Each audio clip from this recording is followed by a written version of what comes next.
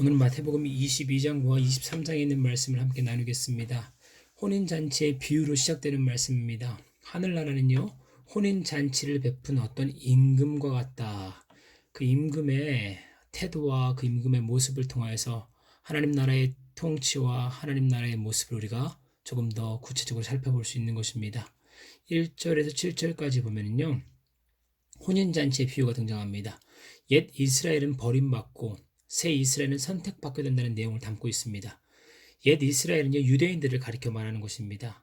새 이스라엘은요, 이방인들, 즉 오늘 저와 여러분들을 가리켜 말하는 것입니다. 원래 초대받았던 사람들은 이스라엘 백성들을 가리켜 말하는 것이지요. 그들은 초청을 근데 거부했습니다. 그래서 그 자리를 새 이스라엘 백성들에게 주어졌고 그들은 그 초청을 받아들이게 되었습니다. 유대인들은 중요한 잔치의 경우 미리 초대장을 보냈습니다. 그리고 사람을 보내서 초대장을 잘 받았는지 확인도 하고요. 그리고 실제 잔치날에는요, 사람을 보내서요, 잔치에 초대된 사람들을 데려오는 그런 문화가 있었습니다. 오늘 본문에서는요, 혼인잔치에서 사람을 보내어 초청자들을 초대하고 있는 그런 모습을 보이고 있는 것입니다. 오늘 본문에서 결혼잔치가 등장합니다. 잔치는 하나님의 구원, 축복, 곧 하나님 나라를 상징한다고 볼 수 있습니다. 풍유지요. 왕은 하나님을 상징합니다. 아들은요, 예수님, 결혼잔치는 하나님 나라, 초대받은 자 이스라엘 백성들이죠. 종들은요, 선지자입니다. 도시는 예루살렘을 가리켜 말합니다. 내거리에서 초대받은 자들, 새 이스라엘 백성들, 제자들, 하나님의 통치를 받는 사람들, 이와 같은 사람들을 이야기할 수 있죠. 결혼 예복은요, 하나님의 뜻을 행한다, 하나님의 통치를 받는다라고 여러분들이 생각하시면 됩니다. 택함 받은 자들, 진정한 하나님의 백성을 얘기하는 것이죠. 그들이 왜 임금의 초청을 거부했습니까? 밭과 장사 때문에 초대를 거부했다라고 본문은 얘기하죠. 자신들의 일이 더 중요했던 것 같습니다. 초대받은 자들은요, 왕의 종들을 잡아서 모욕하기도 하고 죽였다는 표현이 등장합니다. 매우 충격적입니다. 이는 실제 잔치 초대 상황에서 상상하기 어려운 일이지요. 또한 초대에 응하지 않은 도시를 불태우는 것도 이해가 좀 되지 않은 모습입니다. 근데 이 비유는요, 하나님의 심판을 염두하고 있는 것이죠. 여러분 8절 9절 보면요, 아무나 만나는 대로 잔치에 청해오라 이렇게 얘기합니다. 구원이 이스라엘을 넘어 신문고아를 막론하고 모든 사람에게 확장되었다라는 말씀이죠. 하지만 단서가 있습니다. 예복을 입은 사람들로 한정합니다. 11, 14절에 예복을 입지 않았다라는 것은요, 누구나 초대를 받았지만 결혼잔치에 참여하는 자들에게는요, 결혼 예복을 입는 것이 매우 중요하다는 것을 말씀하고 있는 것이죠. 하나님 나라의 열매를 맺는 자들만 하나님 나라에 들어간다는 말씀이 마태복음 21장 43절에 기록되어 있지 않습니까? 하나님께서는 너희에게서 하나님의 나라를 빼앗아라. 그 나라의 열매를 맺는 민족에게 주실 것이다. 이스라엘 백성들이 하나님 나라의 열매를 맺지 못하니까 이방 사람들, 그 중에서도요, 창기나 연약한 사람들이나 병약한 사람들, 그 사람들은 하나님을 의지하게 되었습니다. 그리고 하나님을 의지하니 그 안에 은혜가 주어지고 도우심과 역사 속에서 그들이 하나님의 말씀대로 살아갈 수 있게 되어지죠. 그러니 열매가 맺혀지게 되어지는 것입니다. 그 나라의 열매를 맺는 민족에게 하나님의 나라가 주어지게 된다는 것을 얘기하지요. 그러니까 문맥적으로 보면 예복이라는 것은요, 도덕적 행위의 해석을 하는 게 아닙니다. 하나님의 통치를 받았을 때 하나님 백성들의 삶에 나타나게 되어지는 그런 행함, 그리고 하나님과의 관계성 속에서 나타나게 되어지는 하나님의 의로움을 나타내는 것이라고 생각하시면 되는 것입니다. 마태복음 7장 15, 27절 그래서 참조해 보십시오. 거기 보면 이런 말씀이 있습니다. 거짓 선지자들을 삼가라. 양의 옷을 입고, 거기서 옷이 나오죠. 양의 옷을 입고 너에게 나아오나 속에는 노략질을 하는 일이라. 그들의 열매로 그들을 알지니. 그러니까 옷을 보았을 때는요, 뭔가 선해 보이는 것 같지만 그들이 가지고 있는 내면의 동기나 그 동기가 그릇되어지는 행동으로는요, 그릇된 행동이 나오게 되어지죠. 가시나무에서 포도가 나올 수 없고요, 엉겅퀴에서 무화과나무가 나올 수 없는 것처럼요. 그러니까 여기서 말하는 그 옷이라는 것은요, 행위와 상관이 있다는 것을 여러분 볼 수 있습니다. 하나님의 나라가 그 마음 가운데 임하게 되어지면요, 하나님의 통치가 그 가운데 임하게 되어지면요, 믿음과 행위는요, 뗄 수가 없는 관계가 되어집니다. 믿어 순종케 되어나니 하나님의 성령이 우리 마음 가운데 믿음을 부추기실 뿐만 아니라 우리로 하여금요 하나님의 말씀대로 살아갈 수 있는 성향, 기질, 그와 같은 마음을 허락하신다는 것을 기억하시고 그 하나님 나라의 통치를 받고 하나님의 뜻을 이루어 나갈 수 있는 저와 여러분들의 삶이 되었으면 좋겠습니다. 그래서 어떤 신학자들은요 이 부분에 대해서 마지막 때 하나님 나라가 기대되는, 즉 하나님의 뜻을 행하는 삶을 준비하지 못한 자들이 15, 17절 황제에게 바치는 세금, 로마 제국에 세금을 바치는 문제는요 유대교 분파들마다 자신들의 종교적, 정치적 신념에 따른 의견 차이를 보이던 아주 심각한 문제였던 것처럼 보입니다. 황제에게 바치는 세금, 이 말은요 모든 유대 성인들이 매년 로마 제국에 내는 인두세를 의미하는 것으로 보입니다. 바리새인과 헤롯 당원들이 서로가 계략을 짜가지고요 예수님을 넘어뜨리려고 합니다. 가이사에게 세금을 바치는 것이 옳습니까? 그렇지 않습니까?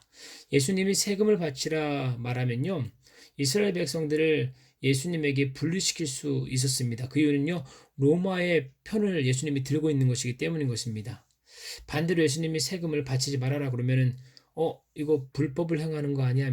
예수님은요 이를 통해 세속 정부에 대한 제자의 태도를 가르치는 기회로 삼으셨습니다. 즉 세상 가운데 살아갈 때 세상이 운영되는 기본 구조를 전 부정해서는 안 된다는 것이지요.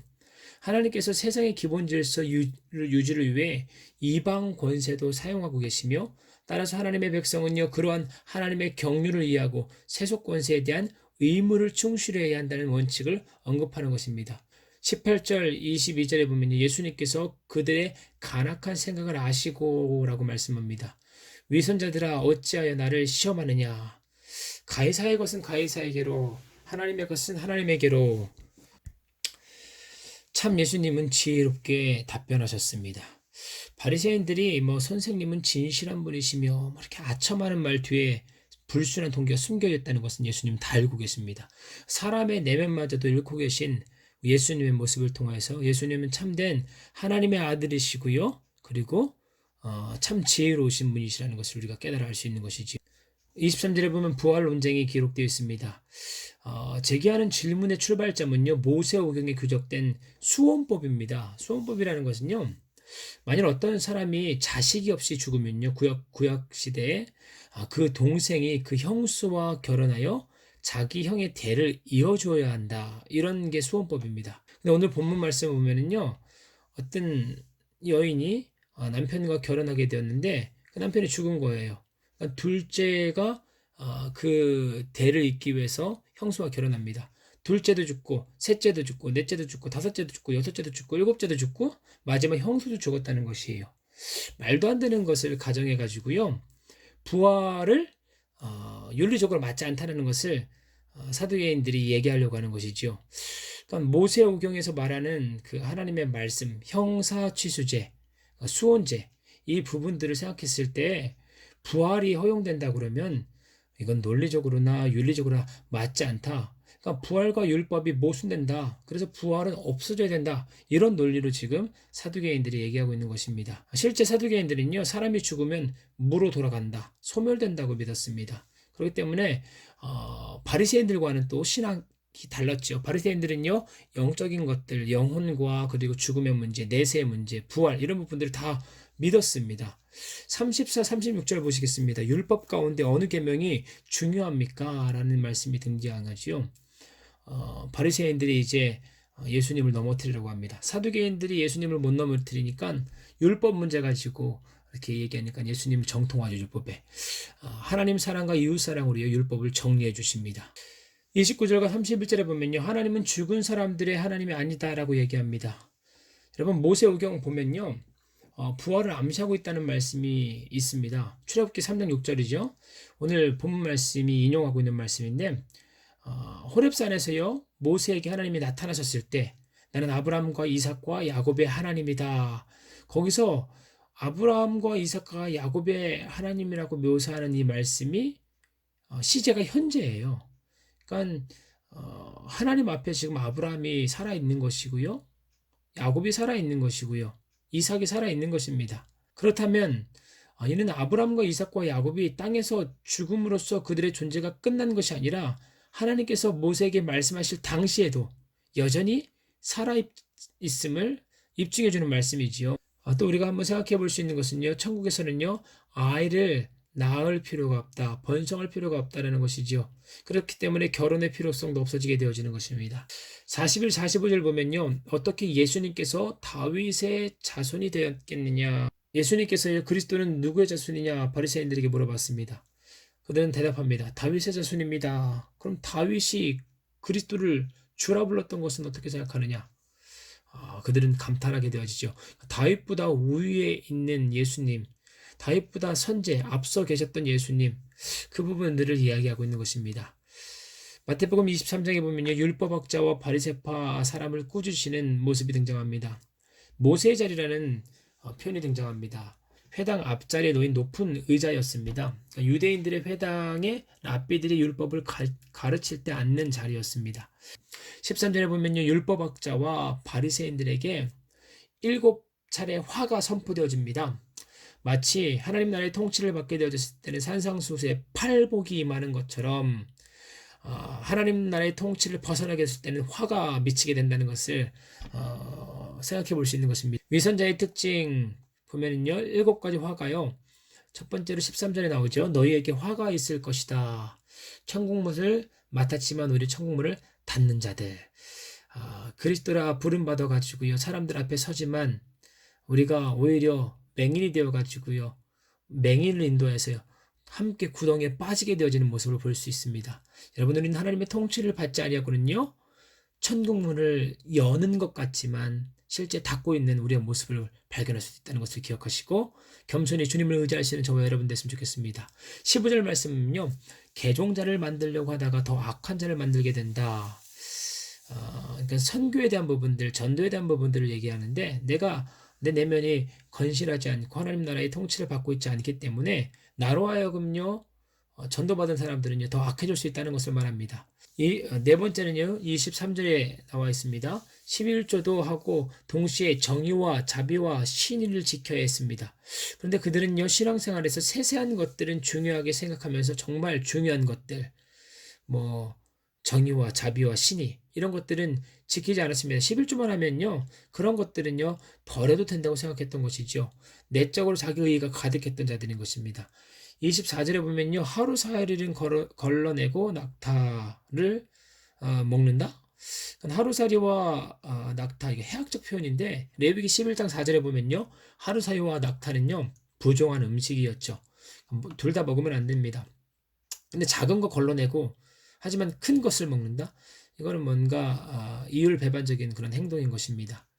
마치 자신의 눈에 들보가 있고 남의 눈에 티가 있는데 남만 비판하는 그런 모습일 수 있는 것이죠. 25절 보면요. 겉만 깨끗하게 하는 위선에 대한 모습. 잔과 접시에 겉만 깨끗하게 한다. 26절에 잔 속을 깨끗하게 하라. 주님 말씀하십니다. 우리는 겉만 표면적으로 깨끗하게 되어지는데 하나님 나라의 특징은 뭐냐? 겉과 속의 동일한 모습으로요. 하나님께서 가꾸기를 원하신다는 것입니다. 마지막 6번째 보면요. 27, 28 회칠한 무덤과 같은 외식하는 자들아 화가 있을지어다. 겉은 의로워 보이지만 그 속은요 불법과 더러움으로 가득하다. 앞전의 말씀과 비슷합니다. 이게 어떤 배경 속에 나왔느냐? 디아스포라 흩어져 있던 유대인들은요 6월절, 7.7절 초막절에는요 예루살렘으로 모였습니다. 근데 그때 성령 관리자들은요 이름 없는 무덤 등에 석회치를 해놓았습니다. 왜? 순례자들이 무덤을 밟거나 만지지 못하게. 왜? 무덤을 밟는 것 만지는 것은요 유대인들에게서는요 어떻게 보면 부정한 일이었기 때문입니다.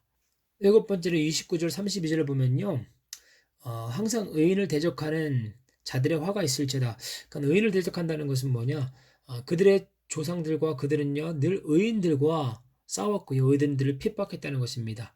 그들의 조상들은요 끊임없이 주님께서 보내신 예언자들을 죽였습니다. 그들의 조상은 예언자들을 죽였을 줄 모르지만요 그 당대 바리새인과 서기관들은요 메시아를 죽이게 되어집니다. 33절 37절에 보면요 예루살렘아 예루살렘아 이 표현은 직접 예루살렘 사람들, 그 당시 살았던 사람들을 가리켜 말하고요. 간접적으로 말하면 예수님께 반응하지 않은 이스라엘 나라 전체를 대표해서 지칭하는 말일 수 있습니다. 주님의 간절한 마음이 기록되어 있는 것이지요. 선택한 주의 백성들이 자꾸 하나님 앞에서 그릇되게 행하게 되어지고요. 먼 나라로 떠나게 되어지는 그런 모습 속에서요.